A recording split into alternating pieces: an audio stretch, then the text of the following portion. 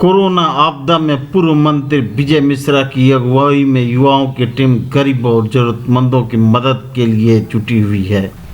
देखें पूरी report.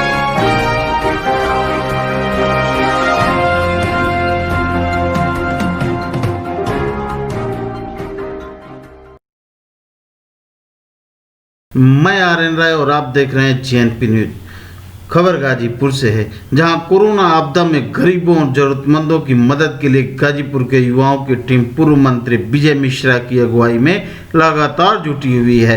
Corona आपदा के दौरान गरीबों की मदद के लिए गाजीपुर के युवा जनता रसोई चला रहे हैं। जनता रसोई के जरिए गाजीपुर में युवाओं की टीम गरीब परिवारों को भोजन मुहैया करा रही है। लॉकडाउन की शुरुआत से लेकर अनलॉक 1 तक पूर्व मंत्री विजय मिश्रा की अगुवाई में युवाओं की ये मुहिम अभी भी लगातार जारी है। कोरोना आपदा के दौरान बड़ी संख्या में गरीबों दिहाड़ी मजदूरों के सामने 2 वक्त के भोजन की समस्याएं खड़ी हुई हैं।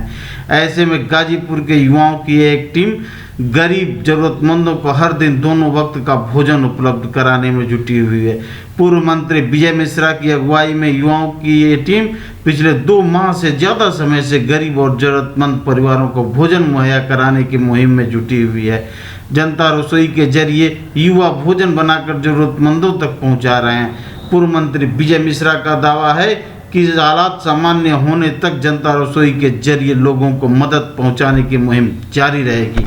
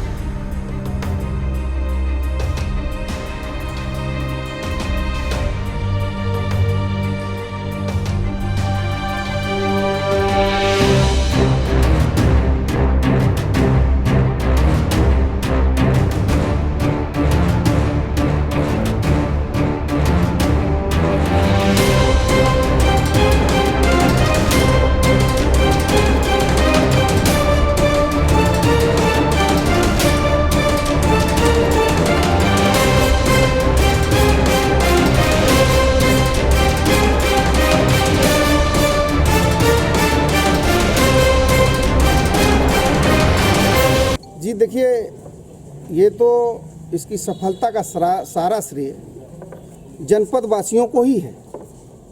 और इसकी सबसे बड़ी विशेष बात रही कि हर वार्ड से ज़रूरतमंदों की सूची बनवाई गई, उनका सूचीबद्ध नाम नोट किया गया और यह सुनिश्चित किया गया कि एक टाइम भोजन देने के बाद ये दूसरे समय कहाँ जाएंगे, तो उनको दूसरे वक्त का भी भोजन, दोनों टाइम का भोजन उनके दरवाजे तक पहुंचाने का कर्म योद्धा साथियों ने काम किया। और इतना ही नहीं, भोजन की पौष्टिकता और स्वाद का भी पूरा ध्यान रखा गया।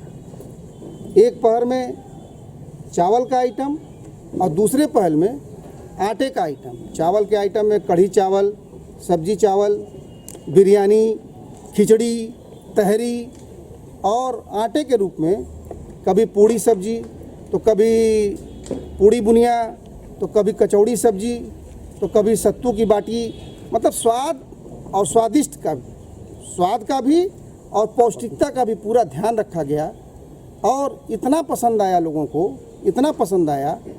और जैसे जैसे संख्या बढ़ी थी, जैसा कि आपने जो सवाल किया कि अब तक चल रहा है, जैसे जैसे ज़रूरतमंदों की संख्या बढ़ी थी वैसे वैसे ज़रूरतमंदों की सेवा करने का काम हुआ था।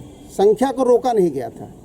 अब जब लॉकडाउन समाप्त हुआ है, अब अनलॉक 1 में आ रहे हैं, व्यापारिक प्रतिष्ठान धीरे धीरे खुलने लगे हैं, तो जैसे जैसे व्यापारिक प्रतिष्ठान खुल रहे हैं और ज़रूरतमंद लोग, दैनिक मजदूरी करने वाले लोग, अपने अपने काम पे जो लोग लौट रहे हैं, वो लोग स्वेच्छा से ही अपना नाम सूची से कटवा रहे हैं। और आज की तारीख में वो संख्या जो 4000 के आसपास पहुंची थी, वो 600 के आसपास पहुंच गई है।